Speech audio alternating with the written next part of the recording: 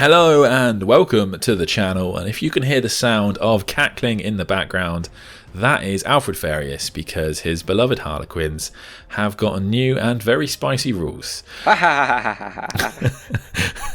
So we're going to go through those rules with you today, and as usual we're only going to tell you the rules you need to know if you are not a Harlequins player. So we don't go through every rule and datasheet, just telling you the important rules that you want to know if you want to crush the clowns from the Black Library. So let's start off then and go through the faction specific rules. Alfred, take it away. So, the Harlequins, they've got a lot of things that make them pretty tricky to deal with. Across the board, everything in the Harlequins has an invulnerable save of at least a 4-up, which can be very annoying to deal with. Not only that, but everything pretty much has either fly, or if it doesn't have fly, it can move through terrain with its flip belt, as if it had fly. In addition, a lot of units are -1 to be hit in melee. The other part of the Quins is that they ignore a lot of the rules when it comes to movement. So I've said they've got pseudo-fly, but also they can advance and charge, they can fall back and shoot and charge. They don't care about your movement rules. They are dancing their way wherever they want to go. And then, of course, the Harlequins have got a new rule. It is called Luck of the Laughing God. Now, they only get this if they are playing as pure Harlequins. So if they're souping with Krathod or Drukhari, they won't get this. However, pure Harlequins players get a very powerful ability. Essentially, they'll get 3 dice in a 2k point game, and then they can gamble for more dice. And you gamble by picking a number between 1 and 6, rolling that many dice, and as long as you don't roll any doubles, you get to keep that number of dice in addition. And then this is the number of dice that they can use to get essentially free rerolls. And they're similar to command rerolls, so they can be used on hit, wound, damage, saving, or advance rolls. But the important thing here is that these are not stratagems. So if a Harlequins player gambles with 2 dice and wins them, you add the 3, they'll have 5 dice to reroll. They'll have that and their command point reroll, and a Harlequins player could reroll 6 invulnerable saves if they'd like, when you damage one of their units. So it's an incredibly powerful ability, and that's why a lot of people really like pure Harlequins. I'm a big fan. So let's start with the Saedaths now. The Saedaths, of course, are the performances that the Harlequins do. If they're in the light, then if they're attacked from over 12 away, a hit roll of 1 to 3 will count as failing. So it's like transhuman, but for hit rolls. Very strong. In addition, when their units advance or make a move, they count as having remained stationary, which is really strong for things like Void Weavers who have heavy weapons, and it means that they can advance and still shoot those heavy weapons. Their Warlord trait, their Warlord can heroically intervene 6 inches, and their Relic is the Shadow Stone and gives a plus 3-inch aura to their psychic powers and aura ranges. Their stratagem is really strong as well. When they are the target of a charge, they can make a normal move of up to 6 inches, and then the opponent can select new targets for that charge. And then we have, of course, the Dark Saedath as opposed to the Light, and they get an extra AP on their melee weapons, and they all get to fight on death, which is pretty cool.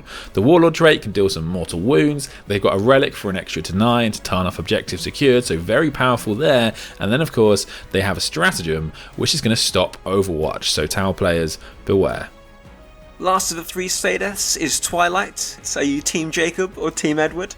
Well, for these Twilights, they get an additional attack when they charge or were charged, and they can pile and consolidate an additional 2 inches, so this is another melee-focused one.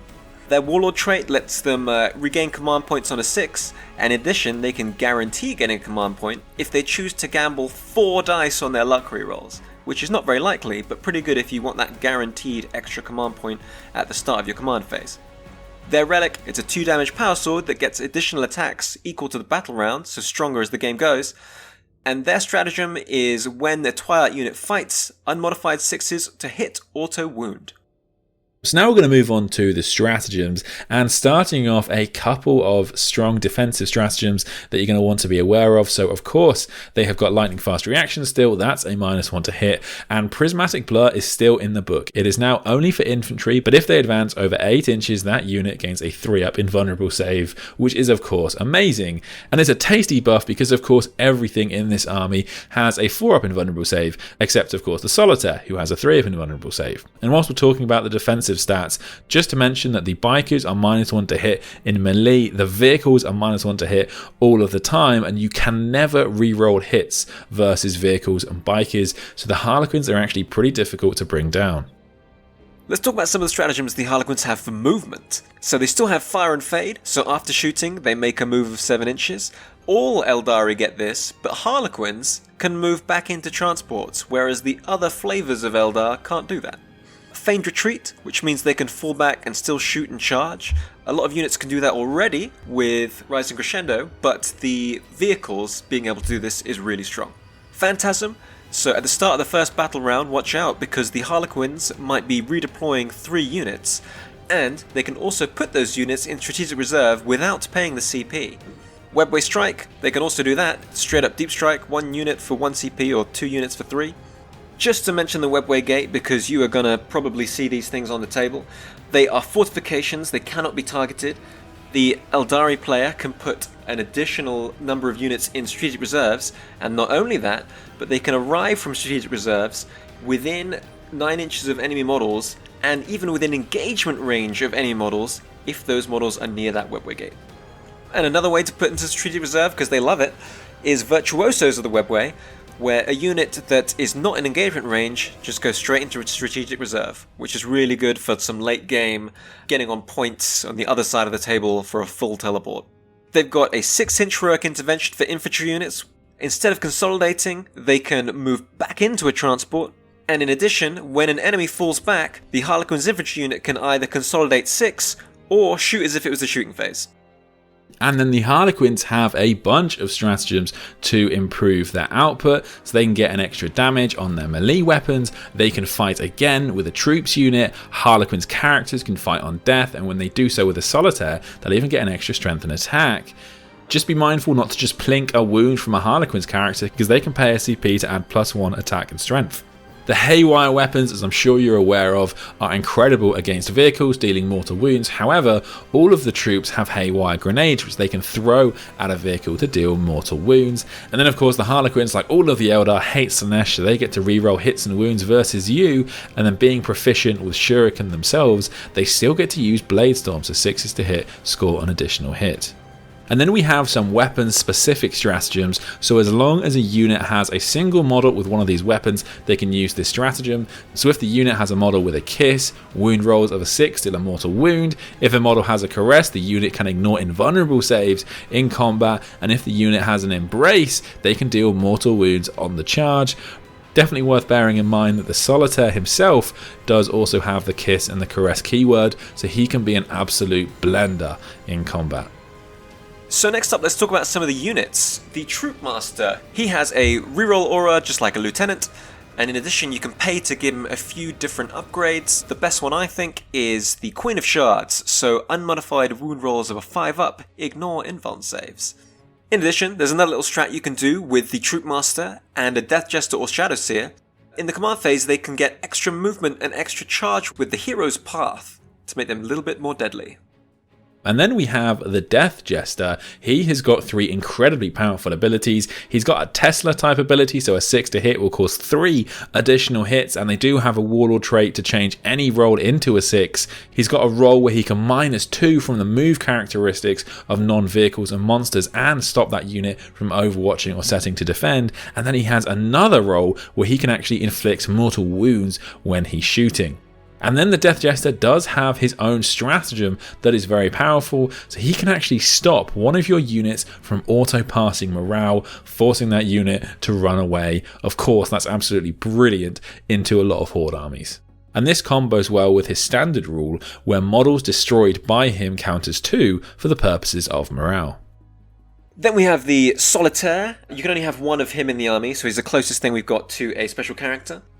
8 attacks, so beware because he'll kill a lot of things, and once per battle he can blitz, where he can add 2d6 to his move and 2 more attacks, giving him 10 total.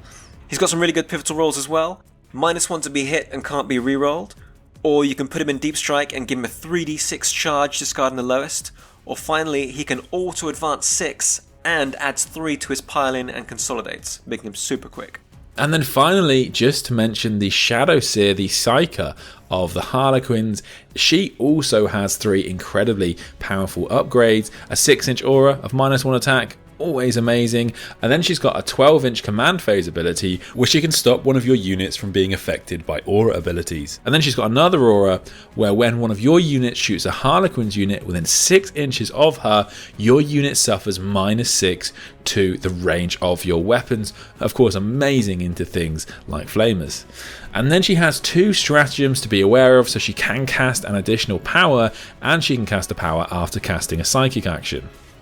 And then, of course, the Harlequins have their own psychic tree. Many of these are very strong, you'll see them on the screen right now. The ones you'll probably see the most are Fog of Dreams, where they can choose a core or character unit within 12, and then that unit can't be selected for ranged attacks unless it's the closest or within 12 of the opponent. Very cool. And also, the Twilight Pathways is very strong. You can double move a unit, although now you cannot charge like you could in 8th edition. I also really like Veil of Tears. Choose an enemy unit within 18, and until the start of the next psychic phase, that unit can't target units outside of 18 with ranged attacks. So broadsides, no, you can't shoot me. And then on to the relics. Of course, they have a bunch of very fancy weapons, an auto-hitting sword, a rose that reroll wounds, and actually quite a decent relic pistol, believe it or not. And then they are able to get a 3-up invuln once per battle on the bearer, and you also cannot reroll hits and wounds versus the bearer. And then finally, I just wanted to mention the 6-inch aura of ignoring mortal wounds on a 5-up. Finally, Warlord Traits. We've already mentioned the Favour of Segorak to auto-turn a hit, wound, or saving throw to 6. The other 2 that they have, Fractal Storm, where enemies cannot reroll hit, wound, or damage rolls against the Warlord. And finally, a Foot in the Future, where when a Warlord advances, it advances D3 plus 3, and in addition, it adds 6 to its charge rolls. 6. And that is it for the Harlequins. Those are all of the rules you need to know if you want to beat the Murder Clowns. We do make videos like this for all of the factions in Warhammer 40,000, so if there are any factions that you struggle with, do make sure you hit like and subscribe so we can make sure you don't get gotcha'd. If you want to support the channel, you can do so through clicking the join link on the page below. And thank you very much for watching this video. We'll see you in the next one.